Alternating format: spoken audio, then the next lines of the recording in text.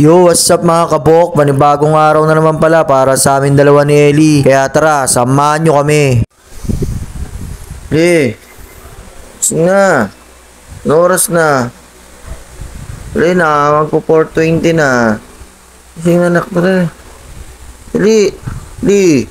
Nang magising ko nga si Ellie, tinignan ko nga siya. Akala ko hindi pa nga siya kumakain. Yung pala tapos na, kaya umiinom na nga siya nitong juice niya. Habang nanonood nitong favorite niyang Wolfoo. Fast forward na nga tayo at napaliguan na nga pala siya dyan ni Mrs. Kaya ako na naman magbibihis sa kanya syempre.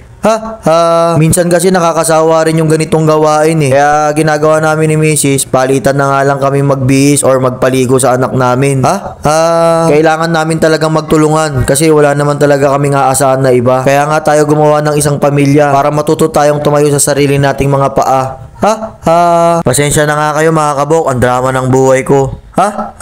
May iba naman nga tayo. Habang binibihisan ko nga si Ellie dyan, nag-uusap na naman kami talaga niyan eh. Sinasabi ko nga sa kanya na Monday na naman. Baka pagatid ko na naman nga sa kanya, umiyak-iyak na naman siya. Ang sagot niya naman sa akin, syempre, hindi naman daw. Malaki na nga daw siya, kaya hindi na nga daw siya iiyak. Uy! Hindi na! Neta! Hindi na! Selpo ka na naman, hindi ka lang na. Dudok na. Hindi na, maraw na. Ellie, maaraw na bud. Ipa! Wala ka nga, halika na. Neta, basahin ko na to. Ay! Halika. Notebook number 1, 1, 3. 1, 3. Bilis. What? Mali pa. Ang notebook? Number 1, number 3. Okay. Wala yan, ako may... Matusok ko.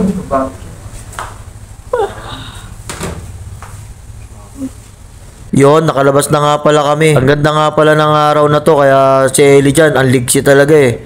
Excited na nga pumasok. O, diba? Ayan ang ginawa. O, mukhang hindi na nga to iyak pagdating namin sa school.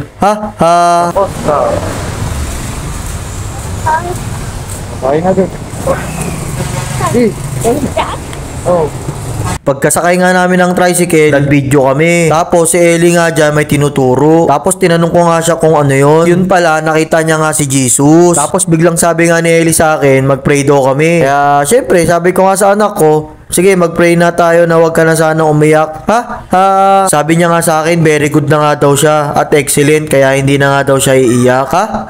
Kaya pagdating nga namin dito sa eskwelahan, agad-agad na nga kaming umupo ni Ellie. At kinakausap ko nga sa dyan na sana yung pinag-pray namin kay Jesus ay tumalab nga sa kanya. Kaya ngayong araw nga, malalaman natin kung tumalab nga kay Ellie.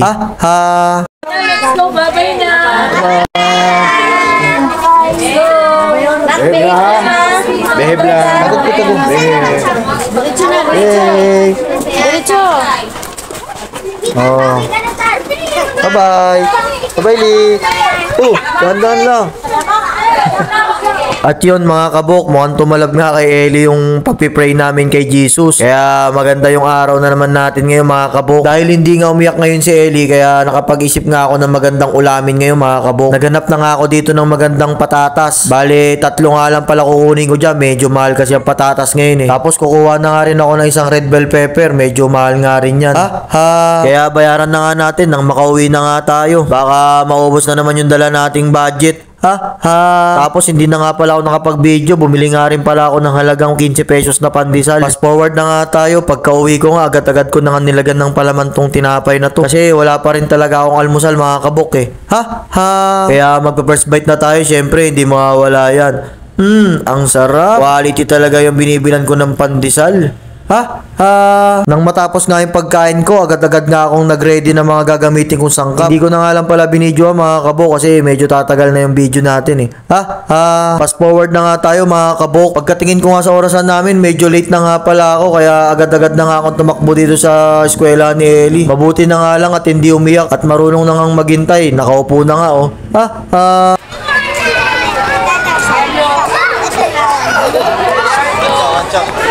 Lee!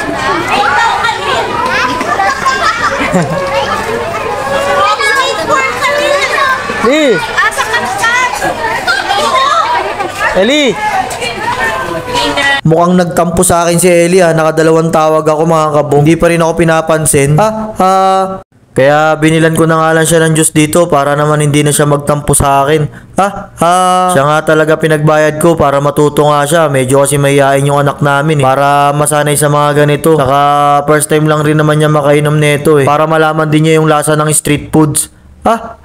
Pero wag pa rin natin pabayaan yung mga anak natin na araw-arawin yung mga ganitong pagkain mga kabok. Fast forward na nga tayo, pagka uwi ko nga nagpainit na ako agad ng mantika. Tapos sinalang ko na nga tong sibuyas. Ilagay na rin natin dyan yung bawang. Mabilisang luto lang to mga kabok. At pwede na nga yung bawang at sibuyas, lagay na nga rin natin tong karne natin. Pagkatapos ko ang mag-isa, lalagyan ko nga ng konting paminta. Lalagyan ko din ng konting patis. Tapos mga 2 laurel. Nang maigisa ko na nga pala yung karne natin, nilagay ko na nga rin pala dyan yung patatas at carrot. Tapos nilagay ko na nga pala dyan yung minudo ng mamasitas. Baka naman. Isabay ko na nga rin dyan yung beef cube. Nang kumukulo na nga, nilagay ko na nga rin yung atay ng baboy natin. Nang maluto na nga yung atay ng baboy, nilagay ko na nga rin tong red bell pepper. Ito na nga pala yung finished product natin. Ang tawag dito, minudo ni Kabok. Thanks for watching.